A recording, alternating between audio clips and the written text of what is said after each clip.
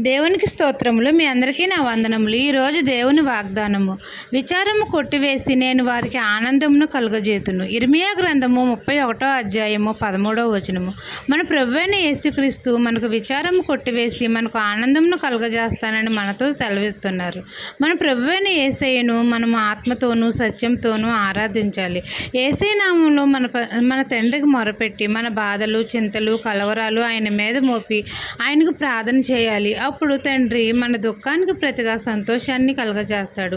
మన విచారంను కొట్టివేసి మనకు ఆనందంను కలుగజేస్తాడు. మన కన్నీళ్లను తుడిచివేసి మన కన్నీటిని నాట్యంగా చేస్తాడు. మన అవమానానికి ప్రతిగా రెట్టింపు ఘనతనిస్తాడు. మన హృదయంలోని కలవరాన్ని తీసివేసి సమాధానాన్ని కలుగజేస్తాడు. మన ప్రభువు సమాధానకర్త, నిత్యుడగు తండ్రి, మన ఆశ్రయదుర్గము, ఆపదలో నమ్ముకున్నదగు సహాయకుడు. కాబట్టి మన విచారము కొట్టివేసి మనకు ఆనందమును సంతోషాన్ని కలుగజేస్తాడు. ఈ దిన వాగ్దానం మీ నా జీవితంలో నెరవేరాలని కోరుకుంటూ దేవుని సువార్త పరిచర్యలో మీ సహోదరి. ఆమెన్.